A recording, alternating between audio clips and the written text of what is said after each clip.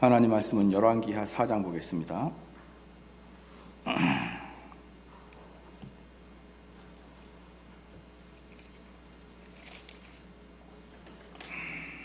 열왕기하 4장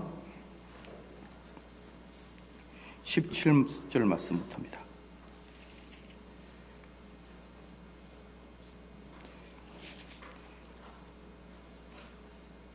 (17절) 말씀부터 28절까지입니다. 17절에서 28절까지 한 절씩 교독하십니다. 17에서 28절까지 한 절씩 교독하시겠습니다. 여인이 과연 잉태하여 독이 돌아오매 엘리사의 말한 대로 아들을 낳았더라.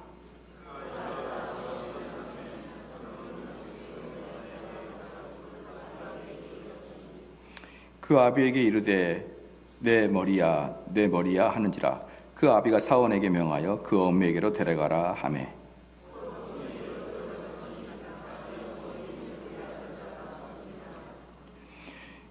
그 어미가 올라가서 아들을 하나님의 사람의 침상 위에 두고 문을 닫고 나와서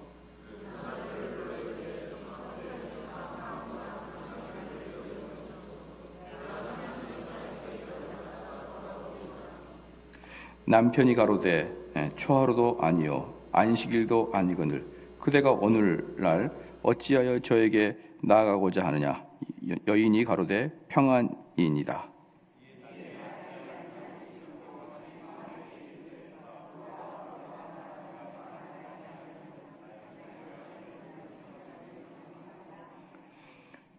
드디어 갈멜산으로 가서 하나님의 사람에게로 나아가니라. 하나님의 사람이 멀리서 저를 보고 자기 사환 게하시에게 이르되 저기 수넴 여인이 있도다.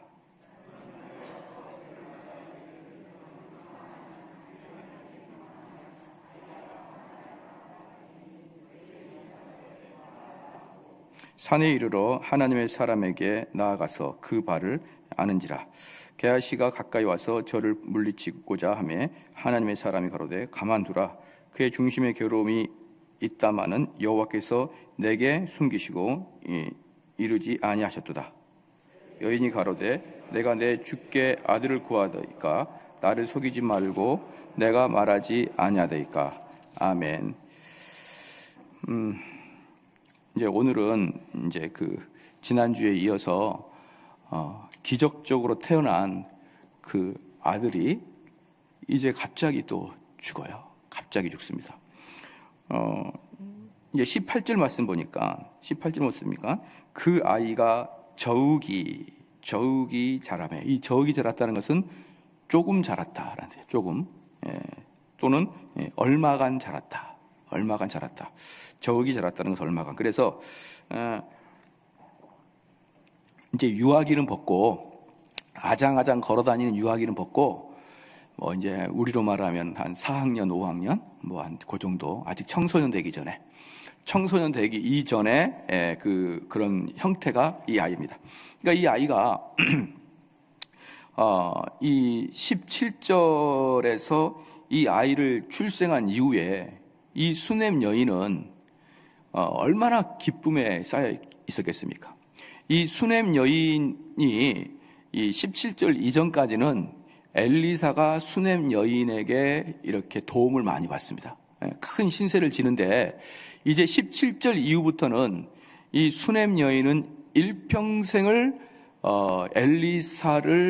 엘리사에게 일평생을 갚아도 갚지 못할 큰 은혜를 받은 거잖아요. 전혀 예상하지 못한 아들을 낳았으니까 그 늙은 나이에. 그래서 이제 이 17절 이후부터는 사실은 그 이전보다 수넴 여인이 엘리사를 더욱더 좋아하고 엘리사의 말을 무조건 순종하는, 그리고 그 집안에서도 없던 아이가 생겼으므로 이 아이 때문에 기뻐하는 이제 그러한 집안이 됐습니다. 그런데 이제 그 문제가 갑자기 이 18절 말씀부터 어려움이 닥치기 시작합니다.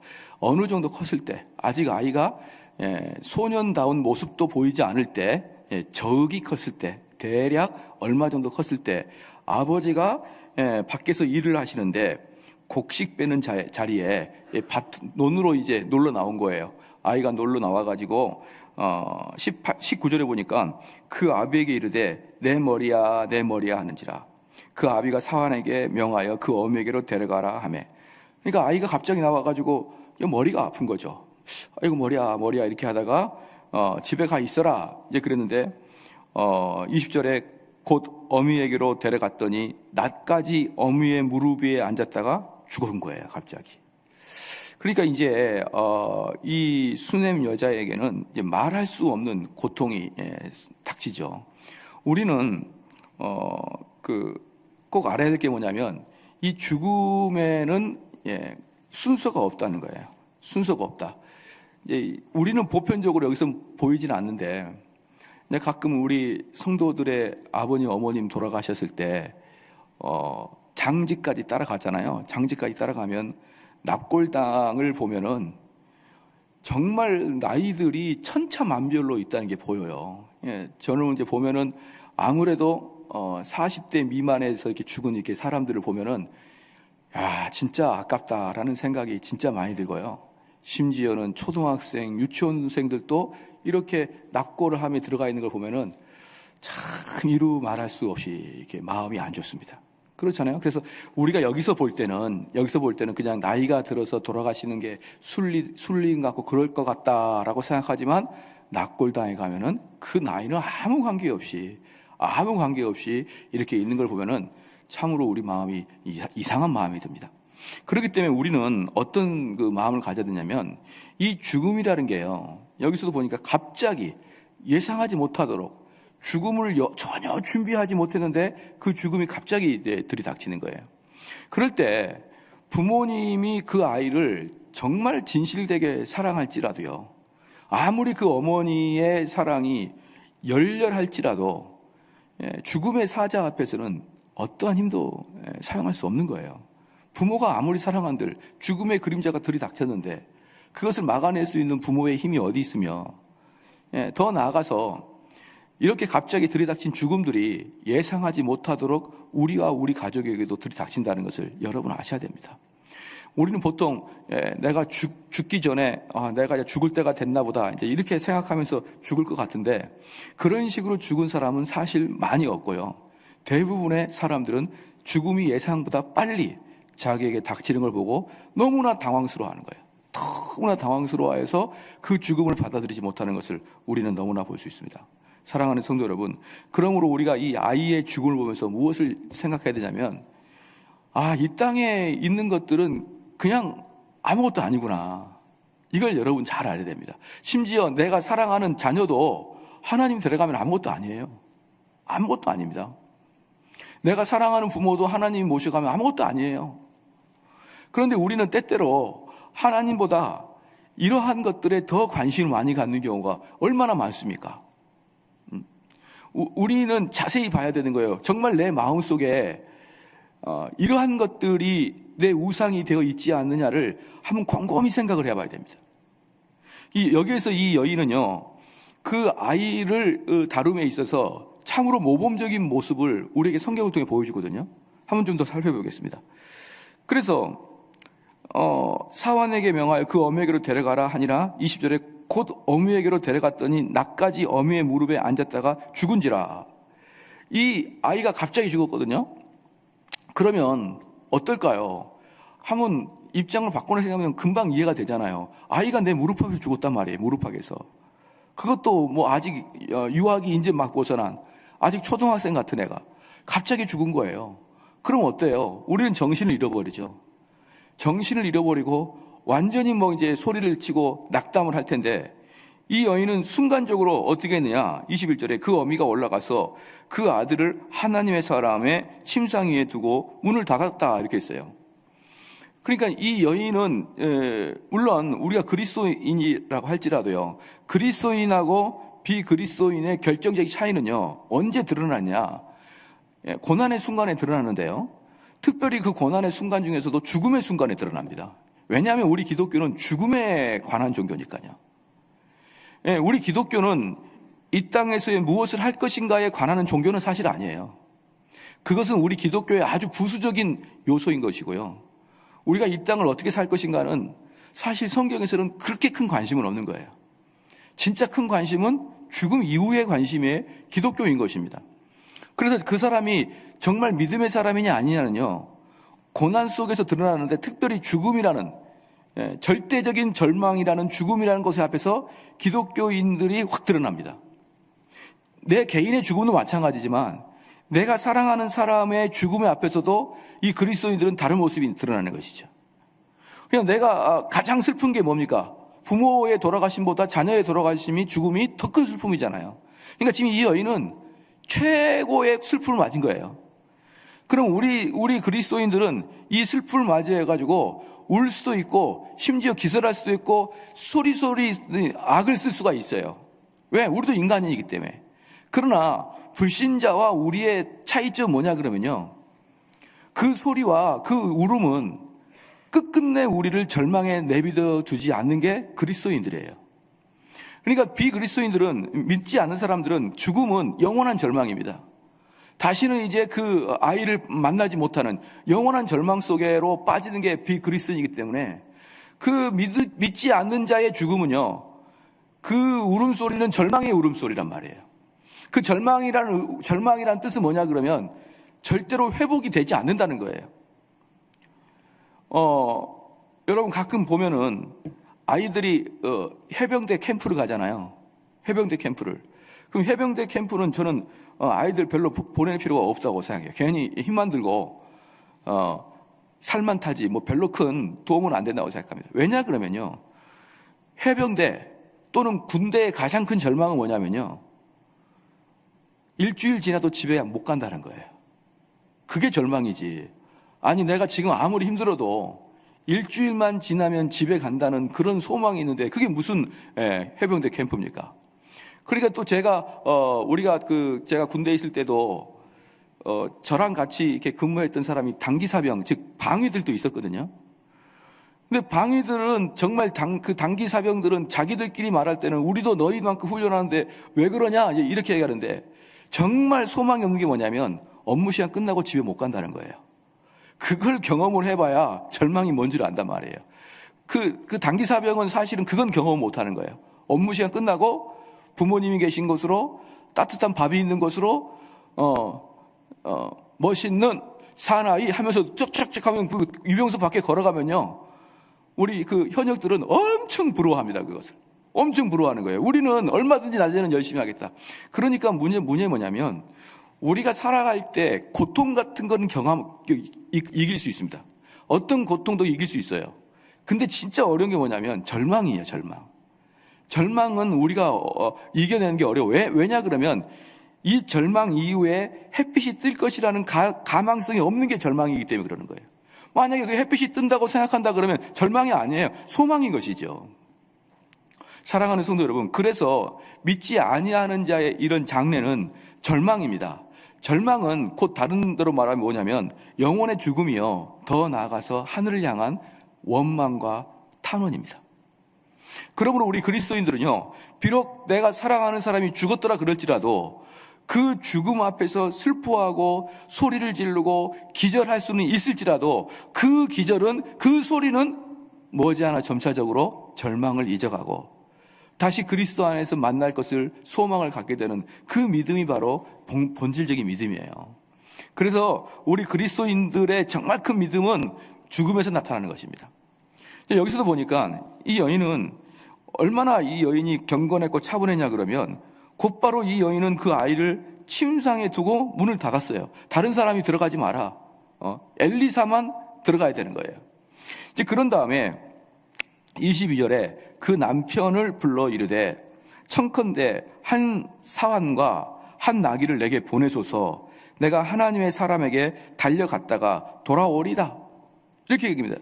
그러니까 이 남편은 지금 밭에서 이제 일하고 있는데 그에게 이제 요구를 합니다. 무슨 요구를 합니까? 나귀와 사환 한 명을 보내달라. 이제 이렇게 했거든요. 그러면 지금 엘리사가 어디에 있냐면 25절에 보면요, 드디어 갈멜산에 가서 이 여인이 갈멜산까지 엘리사를 찾아간 거 보면은 엘리사는 갈멜산에 있다. 그러니까 지금 이 여인에게 가장 큰 문제는 뭐냐면 사랑하는 아이가 죽었는데 그 문제를 해결할 사람이 아무도 없는 거예요. 엘리사밖에 없는 거예요. 그런데 엘리사는 멀리 갈멜산에 있는 거예요. 이 멀리 갈멜산에 이제 이 여인이 수넴 여인인데 수넴하고 갈멜산은 엄청나게 멉니다. 그리고 갈멜산은 여러분 아시다시피 높은 산이기 때문에요. 이스라엘의 산들은 뭡니까? 전부 다 바위산이에요.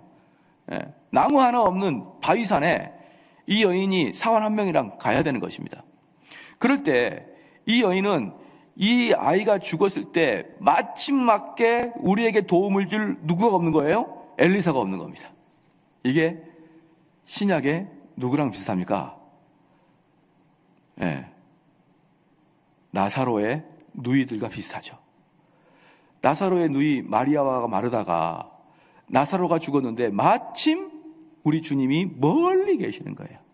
3일 길 멀리 우리 주님 계신 것처럼 지금 엘리사도 멀리 있고 이 여인은 누구에게도 도움을 청할 방법이 없었던 것입니다.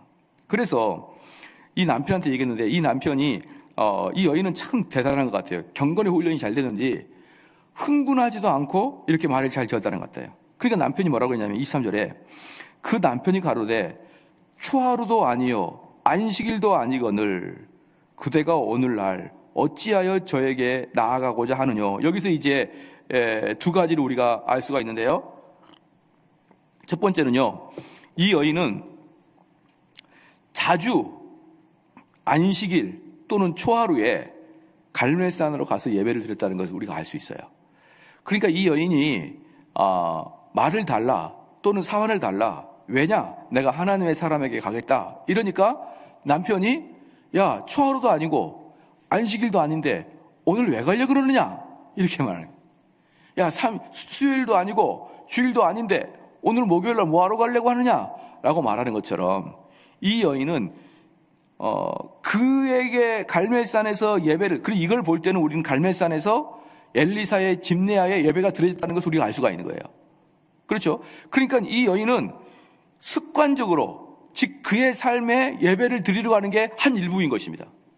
사랑하는 성도 여러분, 그러나 이 여인이 엄청난 먼 거리를 걸어가야만 엘리사가 있는 거예요. 근데 그걸 매주마다 안식일마다 가가지고 예배를 드리는 거예요. 매주 안식일, 또 매달 첫날 초하루에 가가지고 안식일을 드리는 겁니다. 사랑하는 성도 여러분, 때로는 우리가 교회가 멀 수가 있어요. 우리가 예배를 드리고 갈 때 우리의 삶과 그 환경이 예배를 드리고 가기 어려운 환경일 수가 있습니다. 그러나 사랑과 믿음은 그 환경이 그 사람의 발목을 잡아내지 못하는 거예요. 이 여인은 규칙적으로 갈멜산에서 엘리사의 예배의 집례를 참석했던 것입니다. 참석했고 그 다음에 뭐냐 그러면 왜 가려고자 하느냐 라고 할 때 여인이 가로되 평안이니이다. 평강을 얻고자 함이니이다. 이렇게 이야기한 것입니다. 그러니까 여기서 보면은 그 안에는 남편을 위함이 아주 보입니다. 우리 아들이 죽었어요가 아니라 평강을 위함입니다. 라고 하고 또 하나 뭐냐 그러면 이 남편에게 허락을 받는 거예요. 이 전반적으로 보면 이 내용들의 전반적으로 보면요. 남편보다 아내가 믿음이 훨씬 깊어요. 보면은. 훨씬 깊음에도 불구하고 아내는 최선을 다해 남편에게 허락을 받아내는 것을 여러분 볼 수 있는 거예요. 사랑하는 성도 여러분, 우리가 한번 잘 봅시다. 우리는요, 어떤 사람이 진짜 믿음이 좋은 자냐? 어떤 사람이냐면요, 믿음에 있어 불굴의 의지가 있는 사람이에요. 지금 무슨 말이냐면 갈멜산이라도 찾아갈 만큼의 믿음이 바로 그겁니다. 그래서 믿음이 있는 사람은 이런 그 연약한 모습이 아니라 불굴의 의지가 있는데 이 불굴의 의지를 자칫 잘못해서 해석하면요 꼴불견의 삶을 살 수도 있습니다. 지금 무슨 말이냐? 믿음을 향한 불굴의 의지와 그걸 잘못 해석하면은 고집불통을 혼동할 수가 있다고요. 혼동할 수가 있어요. 이 여인이 분명히 보여줍니다. 이 여인은 믿음에 대한 불굴의 의지는 있지만 집안에서는 남편의 존귀함을 인정하는 질서정연한 사람이었어요. 질서정연한 사람. 사랑하는 성도 여러분, 저는 많은 그 그리스도인들, 특별히 이렇게 목사님들 중에서 가끔 제가 우려를 가지고 있는 목사님들이 뭐냐 그러면요, 사람들 사이에서 그 목사님이 매력 발산이 잘 안 돼요. 그냥 쉽게 말하면 그냥 외톨이식, 혼자만의 어떤 성경 말씀을 연구하고 혼자만의 성경에 도취되어서 기쁨에 쌓여 있는데, 근데 그분이 많은 사람들과 함께 같이 있을 때는 매력이 발산이 안 되는 거예요. 그래서 주변에 사람들이 많이 모이질 않는 거예요. 그러나 우리 주님은 가는 곳마다 구름대처럼 인산이례를 이뤘습니다. 우리 주님은 어떤 사람이라도 우리 주님께 가까이 가고 싶어서 얼마나 많은 사람이 인산이례를 이뤘는지 모릅니다. 그러면 여러분, 어떤 사람이 정말 사람들로부터 매력을 느낍니까? 어떤 사람입니까? 저는 가끔 가다가, 아직도 저는 촌놈 기질이 있어서 그런지 몰라도요, 백화점 같은 데나 그 식당이나 또는 비행기를 탔을 때 너무 예쁘고 멋진 사람이 와서 서빙을 보면요, 부담이스러워서 서빙을 못 달라고 하겠어요. 커피 한 잔만 주실래요? 이렇게 못 하겠네요. 그런데 외국 항공기 타면 아줌마들이 풍성하거든요. 한 60대 되는 아줌마들. 그러면은 커피 한 잔 주세요. 이 말이 별로 어렵지 않게 나와요. 그런데 그분은 너무 뚱뚱해가지고 그 복도를 잘 지나가는 게 어려운 부분은 좀 있지만, 때로는 우리가 쉽게 접근하는 건 뭐냐면, 저 사람이 별게 아니구나 이렇게 느껴질 때가 쉽게 접근하는 거예요. 저 사람은 진짜 예민하다, 정말 까탈스럽다, 정말 똑똑하다 이러면요, 여러분 옆에 사람 가기가 힘듭니다. 그 우리 조상들 말도 그러잖아요. 물이 너무 깨끗하면 물고기가 안 보이듯이 너무 청렴결백하고 너무 올곧고 너무 선명하면요, 여러분 옆에 사람이 가기가 어려워요. 그런데 제가 우려하는 게 뭐냐 그러면, 목사님들 중에 때로는 말씀을 깊이 연구하고 올곧게 살아가는 목사님들 중에 옆에 가고 싶지 않은 사람이 되게 많아요. 되게 내가 너하고는 못 가겠다. 근데 그게 개혁교회 많아요. 그러니까 제가 개혁주의 목사님들하고도 안 놀려고 복음주의 목사님 안 놀고 혼자 노는 거예요. 그래, 이상하게 돼버렸어요. 혼자 놀아요. 개혁주의 목사님 교회 가면 너무 그냥 깨끗해가지고 뭐 흠잡을 게 없고, 뭐 이건 농담도 못하고 장난도 못 치겠는 거예요. 농담을 했다가는 이거 무슨 큰 적그리스도니 이렇게 느껴질 것 같고요. 이 복음직군 교회 가면 말도 안 통하는 거, 목사님들이 말도 안 통해요. 도대체 아는 게 하나도 없는 거예요. 이 어중간한 이 두 개의 극단적인 상태가 아니라 정말 그 본질을 가지고 있음에도 불구하고요, 저는 때로는 목사님들이 복음직군 목사님들처럼 좀 넉넉해야 된다고 저는 봐요. 내가 그분한테 아무렇게나 이야기를 해도 아무도 흉을 보지 아니하는, 여러분, 그런 인격이 돼야 사람이 모이는 거예요. 예전에 그러잖아요. 물이 많이 모이려면 어떻습니까? 깊이 땅을 파면 되는 겁니다. 그럼 물이 모이게 되어 있는 거예요.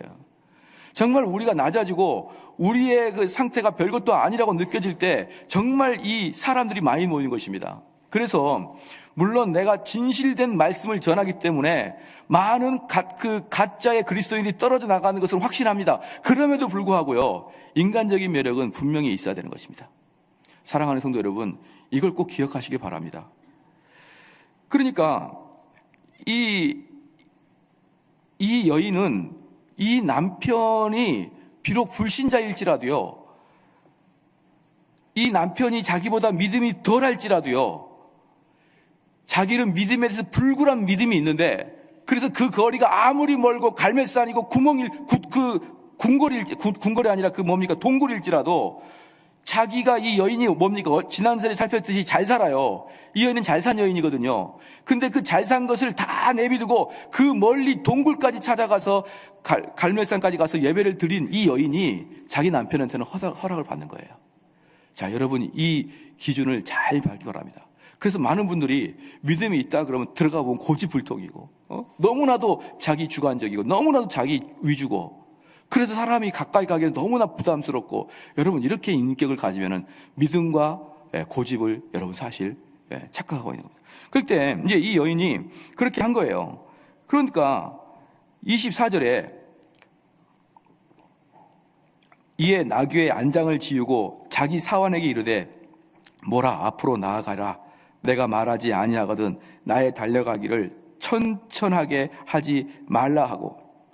이게 뭐냐 그러면, 이제 여기서 사실 24절에서는 그 이야기 안 나왔지만 24절을 보면은 이 남자의 아주 못돼 먹은 것이 보이는 거예요. 여러분, 뭐냐? 평일날 자기 아내가 여보, 내 사원 한 명하고 말을 주시오. 왜 그러십니까? 아, 내 평안을 얻으려고 갑니다. 그러면 어떻게 됩니까? 남편이 당장 달려와서 여보 무슨 일이 있어? 물어봐야 될 거 아니에요. 왜? 평상시 안 가던 길 가고 하나님의 종을 만나러 간다니까 물어봐야 될 거 아닙니까? 근데 묻지도 않아요. 그리고 자기가 진짜 남편이 당신 무슨 일이야? 그 험한 곳을 왜 당신이 혼자 가려고 그래? 차라리 내가 갈게. 이렇게 말을 하든지 아니면 최소한 나랑 같이 동행합시다. 이래야 되는데 이 남자는 24절에 말에 안장도 안 채워주고요. 그 여인이 혼자 가도록 내비둡니다. 이걸 24절을 봐서 성경학자들이 뭐라 그러냐?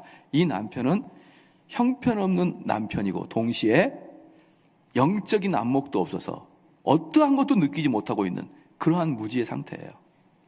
사랑하는 성도 여러분, 이런 남자 밑에 있는 여자가 얼마나 불행합니까? 그렇죠? 우리는 이 두 개를 잘 기억해야 됩니다. 아내는 남편에게 순종해야 되고 남편은 나 때문에 아내가 힘들지 않게 해야 돼요. 이 두 가지를 여러분 분명히 가져야 됩니다. 남편은 나 때문에 아내의 눈에서 눈물 나지 않도록 여러분 하시길 바랍니다. 그게 남자가 해야 될 일이에요. 남자가 해야 될 일. 나 때문에 우리 아내가 일에 중독에 빠져가지고 일만 하다가 온전히 청춘을 다 일로 보내지 않도록 일을 도와주셔야 됩니다. 나 때문에 아내가 일이 적어져야 되고 나 때문에 아내가 눈물이 말라야 되는 것이에요. 그런데 여기가 어떻습니까? 남편이 아내가 그 멀리 간다는데 알아서 가라 이렇게 해버립니다. 이럴 때 이 아내는 그냥 천천히 갑니다. 25절에 드디어 갈멜산으로 가서 하나님의 사람에게로 나아가니라. 하나님의 사람이 멀리서 저를 보고 자기 사환 게하시에게 이르되 저기 수냄 여인이 있도다. 이제 이 엘리사는 이 여인이 이제 왜 이 엘리사를 찾아갔냐 그러면 이것이 바로 신앙의 유추인데요. 여러분이 성경을 해석할 때 유추 해석이 대단히 중요합니다. 왜냐하면은 이 여인은 엘리야가 과거에 죽은 아이를 살렸다는 것을 알고 있었던 거예요. 그렇죠. 11기의 하 2장 그 앞에 보면은 이 죽은 아이를 살렸다는 것을 알았습니다. 그리고 이 엘리야의 권세를 엘리사가 받았다는 것을 또한 알고 있었어요. 그러니까 이 두 개를 유추 해석하면 뭡니까? 우리 아들을 살릴 수 있는 사람은 오직 누구밖에 없다고요? 엘리사밖에 없다. 그렇게 결론을 내린 거예요. 그러니까 멀리서 이제 오니까 엘리사가 보고 있다가 게하시한테 야 저기에 귀한 여인이 왔다. 믿음의 여인이 왔다. 빨리 가서 맞이하라. 그렇게 한 것입니다. 자, 그 다음에 26절에 너는 달려가서 저를 맞아 이르기를 너는 평안하냐? 네 남편이 평안하냐? 아이가 평안하냐? 하라 하였더니 여인이 대답하여 평안하다 하고. 사랑하는 성도 여러분, 이 여인은 안 평안해요. 그런데 게하시 가서 물어봤어요. 평안하냐? 네 남편이 평안하냐? 네가 평안하냐? 또 네 자녀 아들이 평안하냐? 물어보니까 이 여인은 평안합니다. 왜 그랬을까요? 시작. 이 아내는 엘리사를 만나면 모든 게 끝날 거라고 생각했기 때문에, 엘리사를 만나면 평안해 버릴 거기 때문에 바로 이 여인은 이 믿음 하나 가지고 쫓아온 겁니다. 이 믿음 하나 가지고 쫓아온 거예요. 평안하다, 평안하다. 27절에 산에 이르러 하나님의 사람에게 나아가서 그 발을 아는지라. 게하시가 가까이 와서 저를 물리치고자 하매. 자, 여기서 이제 우리가 좀 27절에 알 수 있는 게 뭐냐면 뭐랑 비슷하냐 그러면 마태복음 28장 9절 말씀에 예수께서 저희를 만나 가라사대 평안하느뇨 하시거늘 여자들이 나아가 그 발을 붙잡고 경배하니. 지금 그러니까 엘리사는 이 순간에 뭐가 됩니까? 예수님의 예표가 되는 거예요. 이 여인이 와가지고 그 엘리사의 발 아래 발을 껴안고 엉엉 울려고 지금 마음 먹고 엘리사에게 발을 탁 껴안으려고 그러는데 이 개념 없는 게하시가 뭐라고 합니까? 하지 마라. 아니 어디 주의 사자의 발을 붙잡느냐. 그래서 27절에 산에 이르러 하나님의 사람에게 나아가서 그 발을 아는지라 게하시가 가까이 와서 저를 물리치고자 하매 하나님의 사람이 가로되 가만두라. 그 중심에 괴로움이 있다마는 여호와께서 내게 숨기시고 이르지 아니하셨도다. 그러니까 이 여인은 정말 고통과 남편의 마음도 몰라주는 그 마음을 통하여 몇 날 며칠을 왔는지 몰라요. 와가지고 겨우 하나님의 사람 앞에 이제 은혜를 받으려고 그 발을 딱 붙잡으려고 그러는데 거기 앞에서 하지 마라. 또 한 번의 큰 시련과 상처를 받는 거예요. 사랑하는 성도 여러분, 이 모든 것들은 믿음에 있어서 아무것도 아닌 것입니다. 우리가 때로 교회에서 사역자나 중직자나 여러 가지 사람들을 통해서 상처받을 수가 있어요. 그런데 그 상처들은요, 하나님의 본질적인 축복을 받는데 방해거리가 될 수가 없는 것입니다. 만약에 정말 내가 하나님의 그 말씀의 은총 안에 있는데, 하나님의 말씀이 은총같이 쏟아지고 있는데 거기 안에 있는 수많은 게하시가 있을 거 아니에요. 이 교회 안에는 수많은 게하시가 있을 거 아니에요. 야, 너 그러지 마. 야, 너무 너 오버하는 거 아니냐?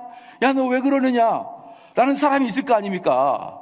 그런데 그 사람 때문에 바로 하나님의 말씀의 은혜를 받기 직전에 마음의 상처를 받고 눈물 흘려보면 어떻게 할 거예요? 지금 여기에 하나하나 나와 있는 이야기들은 단지 그냥 스토리를 이야기하는 게 아닙니다. 성령께서 이 이야기 하나하나에 다 의미를 심어두신 거예요. 철로역정처럼 말이에요. 철로역정을 우리가 그냥 읽으면은 하나의 동화책 같지만 그 내용을 자세히 해석하면은 모든 구원의 도가 있듯이 이 여인이 엘리사에 가서 엘리사의 발을 안을 때까지 모든 과정 하나하나가 여러분이 참다운 은혜를 받기 전에 거쳐야 될 시험이고 통과 의식인 것이에요. 그런데 마지막에 그 엘리사의 발을 붙잡기 직전에 그렇게 믿었던 내가 이 동굴까지만 오면, 이 갈멜산까지만 오면 모든 게 해결될 것이다라는 갈멜산까지 목적을 두고 왔는데 하필이면 마지막 목적지에서 게하시가 하지 마라 라고 초를 쳐버린 겁니다. 그럼 어떻게 할까요? 그동안에 참아왔던 분노가 폭발해버릴 수가 있습니다. 그런데다가 여기에서 끝나는 게 아니라 또 한 번의 분노를 폭발하는 일이 또 생깁니다. 뭐냐 그러면 맨 마지막에 27절 마지막에 가만두어라. 하나님의 사람이 가로되 가만두어라. 그 중심에 괴로움이 있다마는 여호와께서 내게 숨기시고 이르지 않았도다. 뭐라고 그러냐? 엘리사에게 오면 모든 게 해결될 줄 알았더니 엘리사도 이 여자가 왜 하는지 모르겠다는 거예요. 분명히 하나님의 종이었으면 내가 오기 전에 엘리사에게 딱 이야기해놓고 엘리사가 저기 멀리 오는 이 여인을 보면서 껴안고 그래 네가 얼마나 고생했냐, 너가 얼마나 네 아이의 죽음 때문에 네가 여기까지 달려왔냐 그렇게 알 줄 알았더니만 엘리사도 나도 모르겠다 이러니까 이 여인은 너무나 실망하고 상처를 받을 뿐이었을 거예요. 그래서 28절에 보니까 여인이 가로되 내가 내 주께 아들을 구하더니까 나를 속이지 말고 내가 말하지 아니하더이까. 이 여인은 엘리사여 장난하지 마소서 이 말이에요. 나를 놀리지 마소서. 내가 언제 내 아들을 구했나이까. 내가 언제 아들을 달라고 당신에게 처음부터 구했나이까. 당신이 기도해서 준 아이 아닙니까? 엘리사여 나를 놀리지 마소서. 사랑하는 성도 여러분, 히브리서 11장 35절에 이 여인의 이야기를 히브리서 11장 35절에 그대로 해석했는데 뭐라고 해석했냐 그러면 여자들은 자기의 죽은 자를 부활로 받기도 하며 또 어떤 이들은 더 좋은 부활을 얻고자 하여 악형을 받되 구차히 면하지 아니하였으며.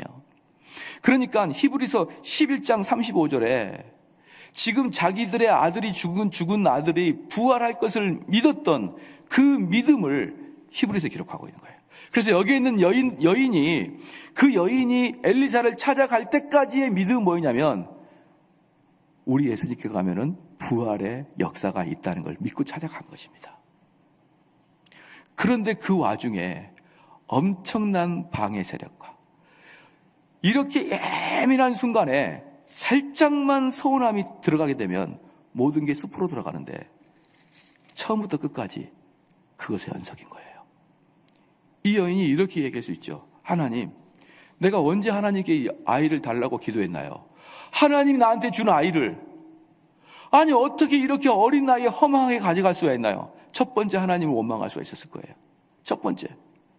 두 번째는 뭡니까? 남편한테 이야기했더니 남편이 너 어디 갈라 그래? 지금 초하루도 아니고 안식일도 아니라 어디 갈라 그래? 이 여인이 아이고 이 남자야 도대체 내 목소리를 들어보면 무슨 일이 있는지 모르겠느냐? 왜 당신은 그렇게 멍청하냐 하면서 낙담에 낙담을 이룰 수가 있을 것입니다. 또 하나는 뭡니까? 그 먼 길을 찾아가야 되는 그 고통과 그 산 위에서 게하시와 엘리사의 자기를 못 알아줌 이 수많은 방해거리들은 여러분이 예수 그리스도에게 은혜 받기 이전에 감당해야 될 시험들입니다. 사랑하는 성도 여러분, 때로는 그런데 이런 비본질적인 시험 때문에 그냥 주저앉아 버리는 거예요. 엉엉 울고 있는 거예요. 내가 이러려고 예배를 드렸습니까? 내가 이러려고 하나님을 섬겼습니까? 하나님은 언제까지 나에게 이런 고통을 주시겠습니까? 이렇게 많은 사람이 그저 이 앞에 있는 시험 앞에서 다리 뻗고 울고 앉아 있는 거예요. 여러분, 그러면 우리 주님 못 만납니다. 그러면 주님 못 만나요. 이 여인이요, 이 다음에 이제 나오는데 왜 엘리사에게 하나님이 이 여인에게 아이가 죽었다는 걸 미리 알리지 않았느냐?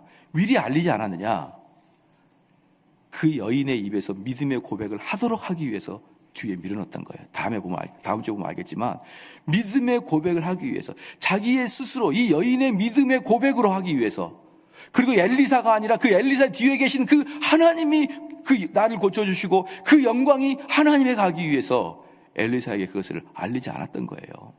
그러니까 이 여인은 처음부터 끝까지 무엇을 의지했냐 그러면 하나님의 놀라운 섭리, 내가 알지 못하는 놀라운 섭리를 붙들고 이 여인은 그 엘리사한테 갔던 것입니다. 많은 사람들이요, 이 엘리사에 비해 주의 종 목사는 정말 발에 때만큼도 못하죠. 그러나 우리 성도들은 잘 알아야 될 게 뭐냐면, 구약이 아무리 예수 그리스도의 중심의 예표라고 할지라도, 그래서 구약은 신약의 그림자라 할지라도, 그래서 신약이 완성됨으로 말미암아 구약이 폐지됐음에도 불구하고 절대로 잊지 말아야 될 건 뭐냐? 그 정신은 여전히 동일합니다. 그 정신은. 그래서 뭡니까? 우리의 문제는 하나님의 종 앞에 가야 해결된다는 걸 여러분이 믿으셔야 되는 거예요. 그 하나님의 종은 누굽니까? 지금도 우리에게 구원의 도를 선포하는 것이에요.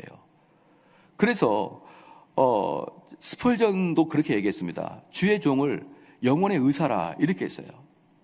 스펄전의 그 손자, 스펄전의 외손자가 피터 마스터스라는 지금 영국에서 목회하시는 분인데요. 스펄전 목사님 교회에서 지금 목회하시는 분인데, 그분도 영혼의 의사라는 책을 썼어요. 왜 그랬습니까? 목회자가 우리 성도들의 내면을 배로 째고 그 속에 있는 암덩어리를 꺼내는 게 목회자의 사역이거든요. 저는 많은 분들이 신앙에 대해서 아직은 조금 모르는 것이 있다라고 생각하는 게 뭐냐면요, 성경을 많이 알고 교리를 많이 안다고 해서 그게 신앙이 좋아지는 게 아니에요. 왜 그러냐 그러면은 정말 성경을 많이 아는 사람들은 바리새인이니까. 정말 성경과 교리를 많이 아는 것은 정말 중요한 일이지만 이 중요한 게 때로는 남을 향한 칼이 될 수가 있거든요. 그래서 신앙이라는 것은 많이 아는 게 중요하지만 많이 아는 것은 자칫 화가 될 수 있고 정말 큰 손이 될 수 있습니다. 그때 목회자의 사역이 필요한데요, 그 목회자의 사역은 사람들을 가르치는 것도 있지만 진짜 중요한 게 뭐냐면 그 칼을 스스로에게 꽂도록 계속 꽂아줘야 되는 거예요. 만약에 어떤 사람이, 이 교회에 있던 사람이 많이 아는 걸로 사람들을 자꾸 칼로 찌른다, 그럼 목회자는 어떻게 되냐면 그 칼을 돌려서 자기한테 찌르도록, 그 칼을 자기에게 찌르도록 계속 가이드를 해주는 게 목회의 일입니다. 여러분, 그래서요, 목회자는 많이 아는 것도 중요하지만 진짜로 목회자가 해야 될 일은 뭐냐 그러면 우리 성도들의 원성을 들을지라도 그 말씀이 여러분 개인에게 가도록 자꾸 조정을 해줘야 되는 거예요. 자꾸 조정해야 됩니다. 그래서 많은 사람들이 그래요. 처음에는 내가 좀 개혁주의를 많이 하니까 의시되는데 나중에 그 칼이 나를 딱 맞을 때는 어때요? 너무나 고통스럽고 깜짝 놀라는 거예요. 그때부터 신앙이 시작되는 거예요. 그때부터 신앙이 시작됩니다. 근데 많은 경우에 이 칼을 돌릴 때 반항을 하고 소리를 지르다가 절대로 칼을 대지 않으려다가 살짝 스치기만 해도 소리 지르고 악됨을 하고 난리를 치고 난 이건 못하겠다 라고 해버리면요, 신앙의 훈련은 더 이상 이루어질 수가 없는 것입니다. 사랑하는 성도 여러분, 오늘 본문 말씀은 정확하게 우리가 주님에게 은혜를 받을 과정을 하나하나씩 보여주고 있는 과정이었습니다. 특별히 그 과정 중에서 주의 종을 만나야 문제가 해결될 것이라는 이 여인의 믿음, 비록 그것은 본질적으로 예수 그리스도지만 또한 우리가 이 땅에서 있을 때는요, 예수 그리스도를 소개하고 설명하고 그 예수 그리스도의 역사를 통해서 여러분 개인이 경건의 훈련에 임하게 하는 주의 종의 사역인 것을 여러분 아셔야 되는 것입니다. 저는 우리 교인이 그랬으면 좋겠어요. 그래서 우리 개혁교회 목사님들끼리 자주 모여서 하는 말이 뭐냐 그러면 딱 이겁니다. 정말 정대훈 목사님이 삼송제일교회에서 개혁주의를 잘하냐? 이건 딱 하나 봅니다. 뭡니까? 시작. 교인들이 겸손하냐? 교인들이 겸손하냐라고 봐요. 왜냐? 개혁교회를 표방하는 교회들은 거의 대부분 다 교만합니다. 왜 교만하냐? 일반 복음주의 교회에서 배우지 않는 걸 배우거든요. 남들이 모르는 걸 배우거든요. 심지어 다른 교회 목사님보다 더 많이 알거든요. 개혁교회는 주로 그래요. 그 결과 이 교만이 끝이 없습니다. 심지어 목사도 아래로 봐요. 열심히 가르친 게 제가 언젠가 한번 갔더니만 깜짝 놀랐던 거예요. 한 5년 전입니까? 어떤 교회를 갔더니 한 70명의 모임 앉은 개혁교회인데요. 갔더니 깜짝 놀랐어요. 왜 깜짝 놀랐느냐? 교회 책상에 약 70권의 헤르만 바벤크의 개혁교회 교의학을 배우고 있더라고요. 다 한 곳씩 있는 거예요, 한 곳이. 수요일마다 헤르만 바벤크의 개혁주의 교의학을 배운다 그러더라고요. 헤르만 바벤크의 개혁주의 교의학이니까 이름도 모르는 사람 많잖아요, 우리는. 근데 그 교회는 벌써 5년 전에 부흥각에서 나온 헤르만 바벤크 책 200권 두꺼운 4권을 공부하더라고요. 그래서 제가 그 목사한테 그랬어요. 적당히 하십시오. 적당히 하십시오. 이거 배워서 천국 갑니까? 제발 그 칼을 자기에게 푹 찔리도록 가르치십시오. 다른 어떤 개혁교회보다 우리 개혁교회가 더 공부를 많이 해. 그거 자랑하려고 하는 건 내가 모를 것 같아요. 과부 마음 호레비가 안다고 내가 당신 마음 모를 것 같습니까? 여러분 그만하시고, 바빙크 이야기 배운다고 구원받는 거 아니니까 그만하시고 성도들 하나하나가 말씀에 무릎 꿇게 하십시오. 제가 그렇게 화를 냈었어요, 그 목사한테. 그만하시라고 제발. 그러니까 여러분 개혁교회다 그리고 한번 만나보세요, 교인들. 그럼 거의 대부분 교만이 이를 데가 없어요. 목이 뻣뻣하고 내가 좀 헤르만 바벤크 정도는 다 읽었지 내가 기독교 강연은 이미 머릿속에 다 있지 내가 신앙 고백서는 머릿속에 다 있지. 그리고 머리를 뻣뻣이 들고 다니는데 바로 그런 모습이 네 속에 있는 독사의 모습이야. 그런 모습이. 사랑하는 성도 여러분, 저는 저희 교회가 또 다른 그런 우를 범하지 않았으면 좋겠어요. 정말 내 죄 때문에 다른 사람 죄가 더 이상 보이지 않아요. 내 죄의 문제 때문에 다른 사람의 죄의 문제가 보이질 않아요. 왜? 내 문제 해결하려고 하니까. 지난번에 제가 말씀드렸지만 내 속에 암이 있단 말입니다. 암. 내 속에 암덩어리가 있는데 이 암덩어리 문제 치료하려면 남들이야 감기가 걸리든 남들이 폐렴이 걸리든 남들이 무슨 눈에 뭐가 다래끼게 생겼든 그게 눈에 보입니까? 내 속에 있는 암 때문에 정신이 없는 것이죠. 근데 정말 여러분들이 하나님 말씀 깊이 안다 그러면 내 속에 암이 보여요, 암이. 그 암을 치유하려고 이 여인처럼 어떻게 합니까? 쫓아가는 겁니다. 살려달라고. 주여 나를 살려주십시오. 그 발이라도 붙들고 살려달라고. 주님 내 아들의 영혼이 구원받도록 그 발이라도 붙들고 살려달라고. 그런 눈물을 흘리는 그런 성도가 돼야죠. 그런데 언제부터 이게 좀 지식이 있다고, 그것도 많은 지식도 아니에요. 그 지식을 가지고 머리를 이렇게 흔들어대고 그러면요, 그건 독사입니다. 그건 바리새인이에요. 그러니까 우리 주님께서 너는 독사의 자식이라고 그렇게 이야기하는 것입니다. 사랑하는 성도 여러분, 마귀는 정말 지혜롭습니다. 복음주의권이 너무나 무지하니까 그냥 극단적으로 개혁주의 너무나 지성스러워요. 아니에요. 이렇게 씌우려고 그러면 누가 청교도를 못합니까? 진짜 청교도는 내 개인입니다. 내 개인. 나 때문에, 내 개인 신앙 때문에 도무지 다른 사람이 눈에 들어오지 않을 정도로 고통스럽고 슬프고, 이 문제, 우리 아들이 살아나지 아니하면 그 어떤 것도 만족할 수 없습니다. 이 절박감. 자, 이게 사랑하는 성도 여러분, 믿음인 것을 믿으시길 주 여러분 축원합니다. 찬송가 하시고 우리가 기도하겠습니다.